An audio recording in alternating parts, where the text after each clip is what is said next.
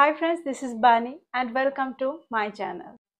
বন্ধুরা, আজকেও আমি তোমাদের জন্য একটা ইম্পর্টেন্ট টপিক নিয়ে এসেছি। এটা হলো সেন্টেন্সে is not, am not, are not এর ব্যবহার, আবার ডু নট, ডাজ নট আর ডিড নট এর ব্যবহার। দেখো, এগুলোর ব্যবহার আমরা সেন্টেন্সে কখন করি আর কি অর্থে করি। নেগেটিভ সেন্টেন্স তৈরি করার সময় এগুলোর ব্যবহার আমাদের করতে হয়। আর তোমরা যারা বিগিনার্স তারা প্রায় কনফিউজড হয়ে থাকবে যে সেন্টেন্সে আমরা কখন এগুলোর ব্যবহার কিভাবে করব। তো আজকের এই ভিডিওটার পরে তোমাদের আর কোনো রকম কনফিউশন থাকবে না এগুলোর ব্যবহার নিয়ে।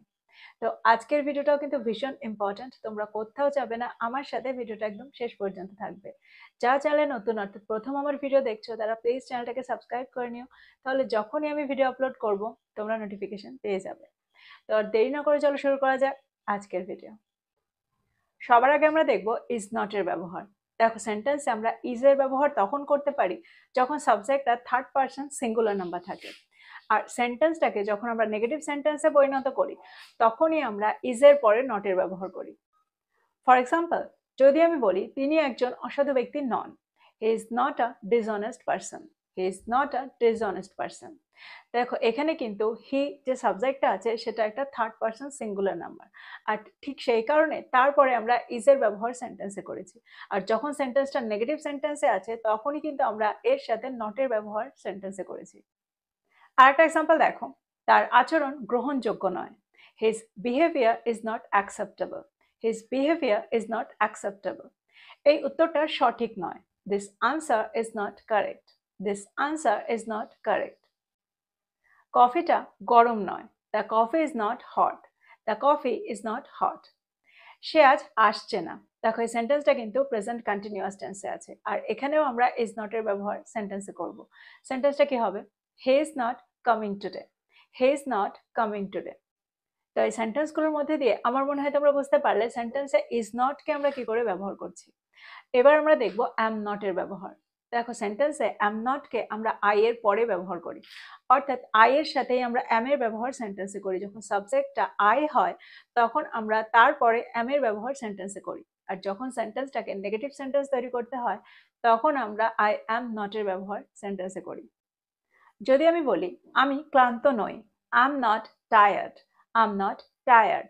আমি বিস্মিত নই বা আমি অবাক হইনি, I am not surprised, I am not surprised.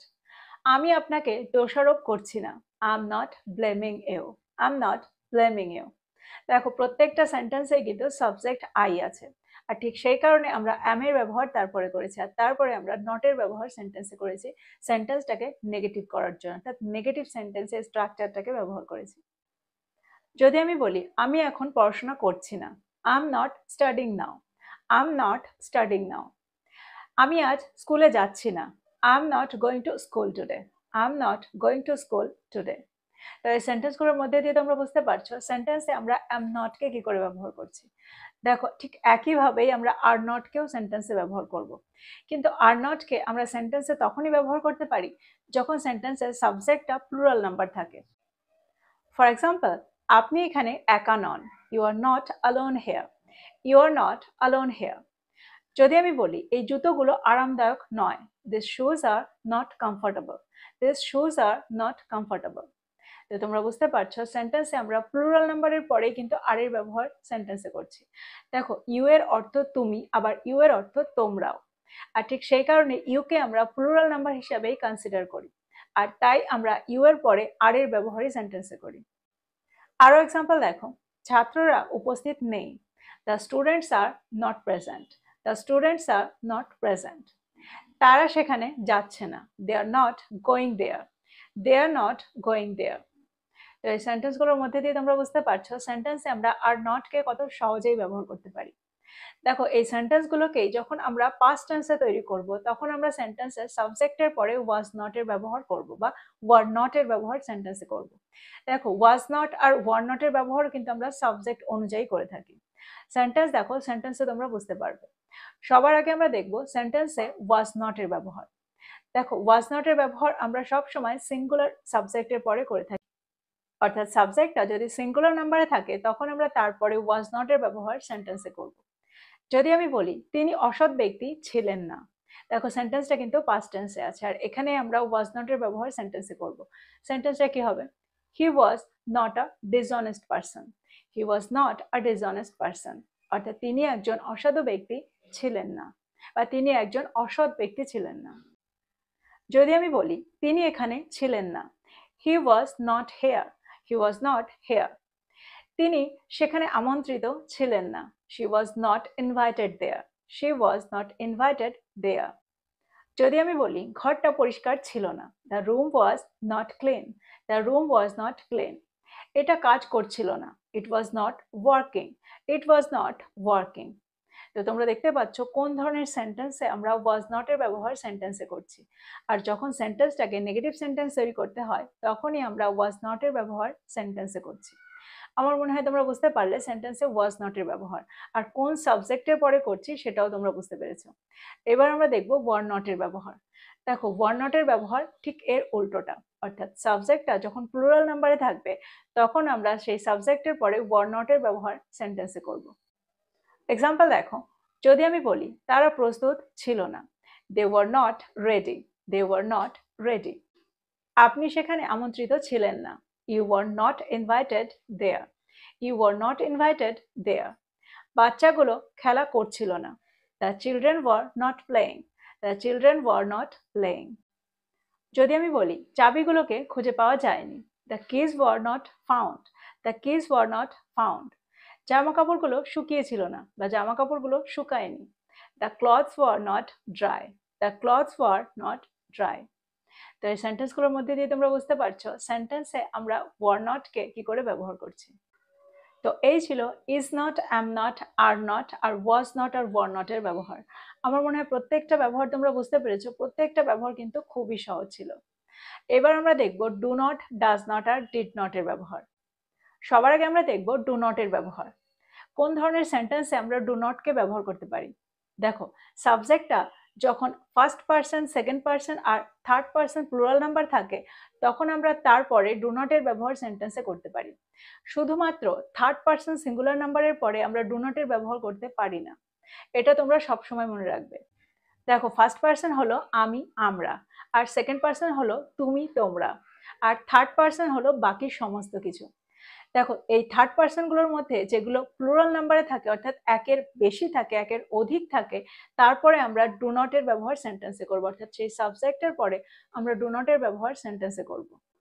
দেখো, যখন আমরা কথা বলি, অর্থাৎ ইংরেজিতে কথা বলি, তখন আমরা ডু নট বলি না, তখন আমরা ডোন্ট বলি। যদি আমি বলি আমরা বুঝতে পারছি না বা আমরা বুঝতে পারি না, সেন্টেন্সটা কি হবে? We don't understand. We don't understand.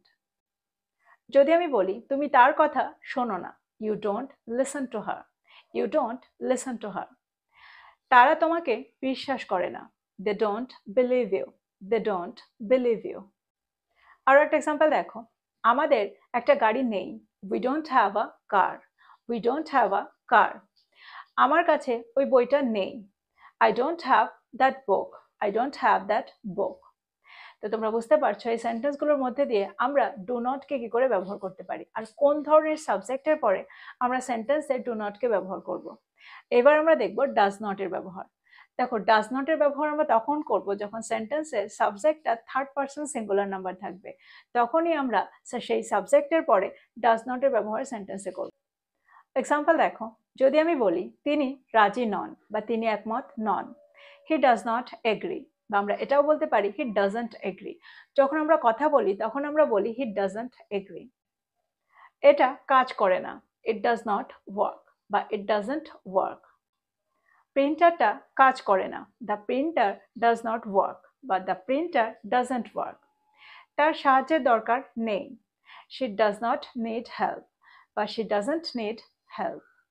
তো এই সেন্টেন্সগুলোর মধ্যে দিয়ে তোমরা বুঝতে পারছো আমরা ডাজ নটকে কার পরে ব্যবহার করছি, অর্থাৎ কোন সাবজেক্টের পরে ব্যবহার করছি। যদি আমি বলি প্রিন্টারটা কাজ করে না, the printer does not work. The printer does not work. বা আমরা এটাও বলতে পারি the printer doesn't work.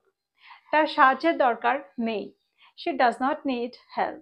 She does not need help. বা আমরা এটাও বলতে পারি she doesn't need help. She doesn't need help. তো এই সেন্টেন্সগুলোর মধ্যে দিয়ে তোমরা বুঝতে পারছো সেন্টেন্সে আমরা ডাজ নটকে কখন ব্যবহার করছি, অর্থাৎ কোন সাবজেক্টের পরে ব্যবহার করছি। তো এই পর্যন্ত তোমরা খুব ভালো করে বুঝতে পেরেছো যে সেন্টেন্সে আমরা ডু নট আর ডাজ নটকে কখন ব্যবহার করব। এবার আমরা দেখব ডিড নট এর ব্যবহার। দেখো এই সেন্টেন্সগুলোকেই যদি আমরা পাস্ট টেন্সে তৈরি করি তখন আমরা সাবজেক্টের পরে ডিড নট এর ব্যবহার করে থাকি। আর যখন আমরা ডিড নট এর ব্যবহার করব তখন আমরা সাবজেক্ট অনুযায়ী করব না, অর্থাৎ সমস্ত সাবজেক্টের পরেই আমরা ডিড নট এর ব্যবহার সেন্টেন্সে করব। এক্সাম্পল দেখো, তোমরা আরো ভালো করে বুঝতে পারবে। যদি আমি বলি তিনি এখানে এসেছিলেন না বা তিনি এখানে আসেননি, he did not come here, he did not come here. তিনি রাজি ছিলেন না, she did not agree, she did not agree. তারা গল্পটা বিশ্বাস করেছিল না বা তারা গল্পটা বিশ্বাস করেনি, they did not believe the story, they did not believe the story। বা আমরা এটাও বলতে পারি they didn't believe the story। যদি আমি বলি এটা ঘটেছিল না বা এটা ঘটেনি, it did not happen, বা আমরা এটাও বলে থাকি it didn't happen। আমরা তাকে চিনতে পেরেছিলাম না বা আমরা তাকে চিনতে পারিনি, we did not recognize her, we did not recognize her। বা আমরা এটাও বলতে পারি we didn't recognize her। তো তোমরা বুঝতে পারছো যে কোনো সাবজেক্টের পরেই কিন্তু আমরা ডিড এর ব্যবহার করছি, অর্থাৎ ডিড নট এর ব্যবহার করছি। যখন আমরা সেন্টেন্সে ডিড বা ডিড নট এর ব্যবহার করব তখন কিন্তু সেন্টেন্সটা পাস্ট টেন্সে থাকবে, আর সেখানে আমরা কোনো সাবজেক্ট অনুযায়ী করব না। অর্থাৎ আই এর পরেও আমরা ডিড নট এর ব্যবহার করব, উই এর পরেও ডিড নট এর ব্যবহার করব, আবার হি শি ইট এর পরেও আমরা ডিড নট এর ব্যবহারই করব। তো আমার মনে হয় ডিড নট এর ব্যবহারটাও তোমরা বুঝতে পারলে। দেখো ডিড নট এর ব্যবহারটা কিন্তু খুবই সহজ। প্রত্যেকটা ব্যবহার দিয়ে তোমরা নতুন নতুন সেন্টেন্স তৈরি করো, ছোট ছোট সেন্টেন্স তৈরি করো আর সেগুলোকে ব্যবহার করো। যারা ইংরেজিতে কথা বলা প্র্যাকটিস করছো তারা ছোট ছোট ইংরেজি সেন্টেন্স দিয়ে কথা বলা শুরু করো। দেখবে এগুলো দিয়ে তোমরা প্রচুর সেন্টেন্স তৈরি করতে পারবে, আর সেগুলোকে যত তোমরা প্র্যাকটিস করবে তত তোমরা ফ্লুয়েন্ট হবে। তো এই ছিল আজকের টপিক, এই ছিল আজকের ভিডিওটা ভালো লাগলে লাইক করতে ভুলে যেও না, বন্ধুদেরকে শেয়ার করো যারা ইংরেজি শিখছে। So this is all about today. I will be back with another video. Till then, take care. Thank you for watching this video. Bye bye.